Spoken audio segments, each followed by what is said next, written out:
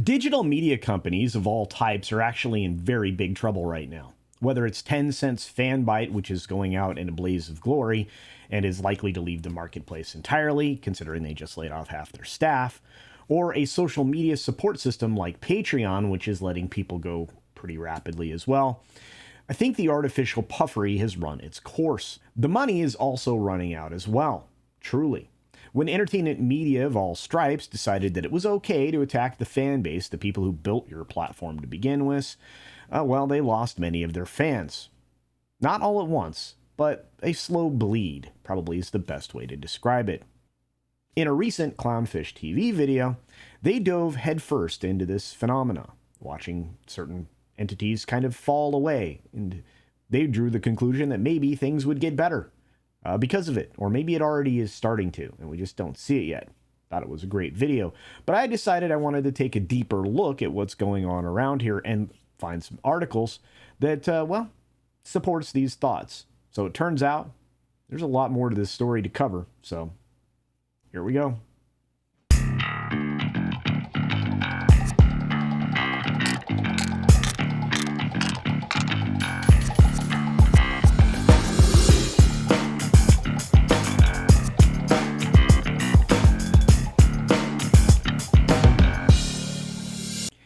As I said in the intro to this video, tech is bleeding heavily. Media is bleeding heavily.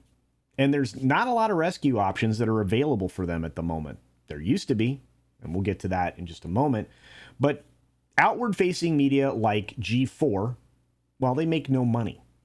It was folly from the start to even relaunch the channel the way that they did. It was a pet project that was born out of nepotism from the highest levels at Comcast. We can likely count on its demise in a few more months, and I'm surprised it's actually lasted this long. All this summer, the last few months, it's been the summer of layoffs. Tech and digital media companies have parted with huge chunks of their workforce. Hiring freezes have been implemented, and actual guidelines for behavior are starting to be imposed. That's new. Well, not to you and I, but to some of these kids, it's new. To behave, do your job. Vox Media, of course, reduced their media brand staffing by about 2% recently. At least that would be in late July, leading into August. So about a month and change ago, a month and a half ago. And that actually started to reveal a pattern for them, to be honest. They have workforce reductions in July on every even calendar year, going back to 2018. Maybe even beyond that. I don't know. I didn't bother to research beyond that. Just interesting pattern. Vox even recently covered the layoffs that other tech companies were having on September 12th. They actually still try to do some reporting here and there. Their conclusions are wrong, and of course, it's not really news. It's more editorial service, kind of like what I do, but only with some very odd conclusions. In the article, though, they're noting, of course, that perhaps, well, actually, I don't even know what they're noting. Maybe they're signaling a warning of a crashing economy. Don't let the irony of the fact that they have a give button on the top corner of their website that takes you to this page that you're seeing now. Also note that they even let you know here that this is not a charitable contribution. That's a little deceptive. It's not really giving. Usually giving gets a... Anyway, it's basically a subscription. They just hide the term. GO Media has had a different kind of experience since its 2020 layoffs. Attrition. That's right. They lose full-time staff members all the time, it seems, in very creative ways. Usually, folks leave because they're citing a hostile work environment. And that seems to occur when they change their chief editors at whatever entity it is that they happen to do that at. They actually don't seem to replace these folks with other full-timers. They just aren't interested in that. Some of that probably has to do with the fact that the shops went union, but that's me speculating. I don't really know. Didn't dive that deeply into it, and I really don't care. Tech gigs as a whole are being lost. Snap recently cut its workforce by 20%. Wayfair dropped 5%. And Robinhood had 2 rounds of layoffs totaling 1,100 jobs. Wow. Spotify cut about 1,000 jobs recently, and Vimeo cut 6% of their workforce. Cameo, PayPal, the list goes on and on. And some of these entities, well, there are a few that don't even exist anymore. Few outlets are talking about this kind of collapse. That's why I was surprised to see Vox cover it. But fewer are recognizing that this is actually just the beginning. It's going to get worse. That's actually the real story here. There is no bailout or escape plan for digital media. The money and the interest in their content has dried up. And as Clownfish pointed out the other day, I think the return of fan blogs will actually rise once more. I think so. In a recent VIP article in Variety, which kind of got the ball rolling on this for me, the outlook for these entities, all of them, at least in digital media, it's pretty dire. It's pretty dire. The headline here says it all. Shrinking M&A appetite spells bad news for digital media. Couldn't have said it better myself.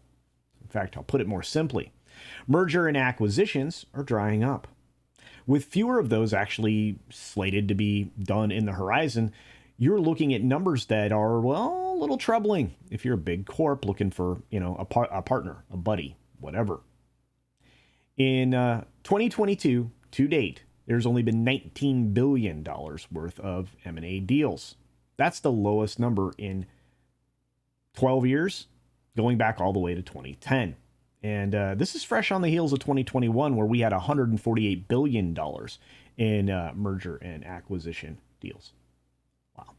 And you don't have to look farther than the bellwether for recent decline. That, of course, would be BuzzFeed. Since going public at the end of 2021, the marked decline in value there is staggering. BuzzFeed lost 12% from the opening bell, the day it went public.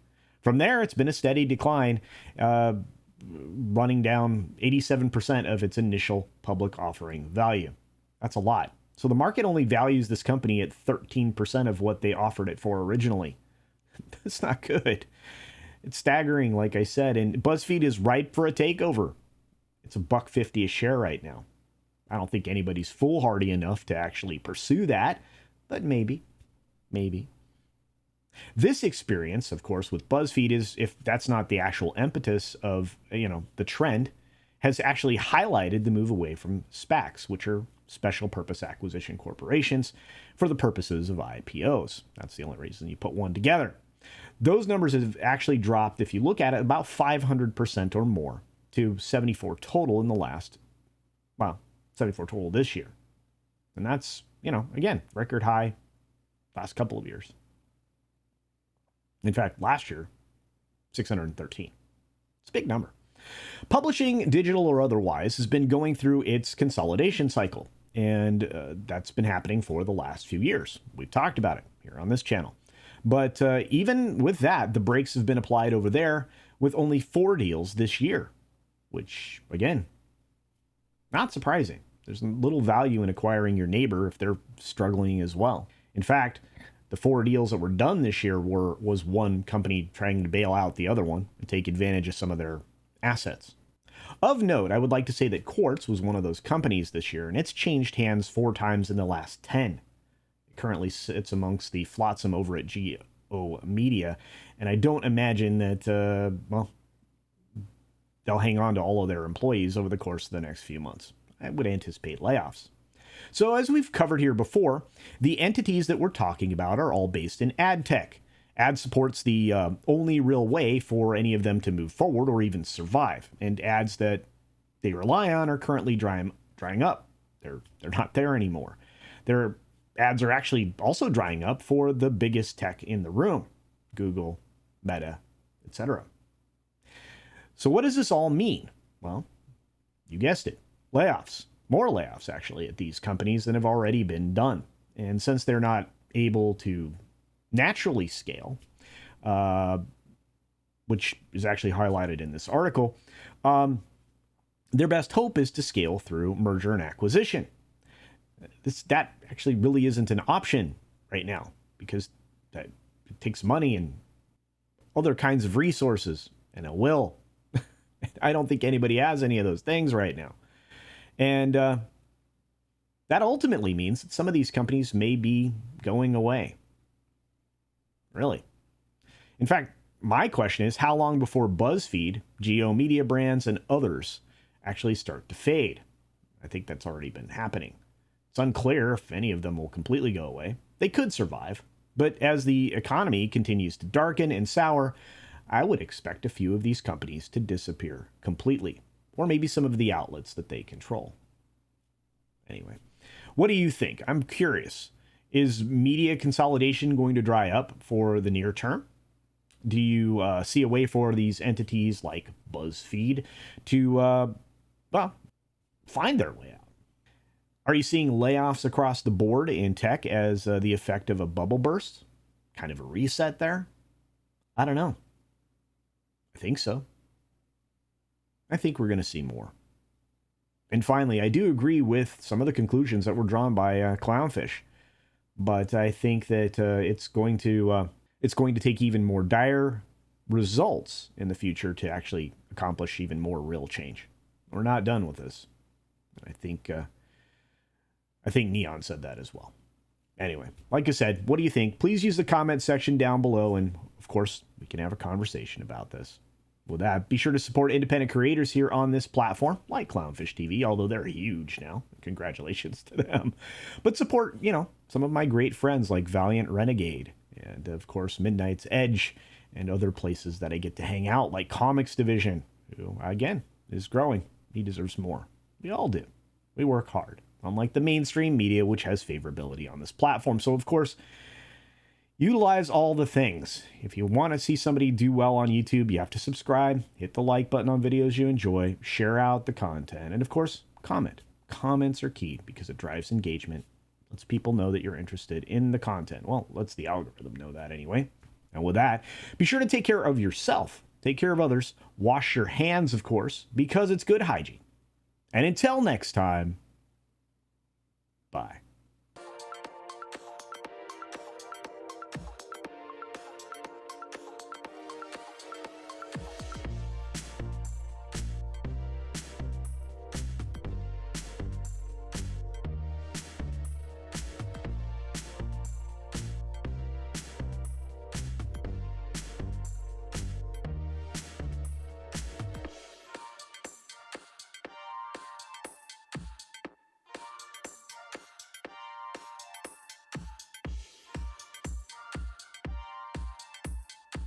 Thanks for visiting today. Be sure you're subscribed and hit that for alerts. Yay! Of course, like and share all of the videos that you can as it helps with the algorithm. Have a great day.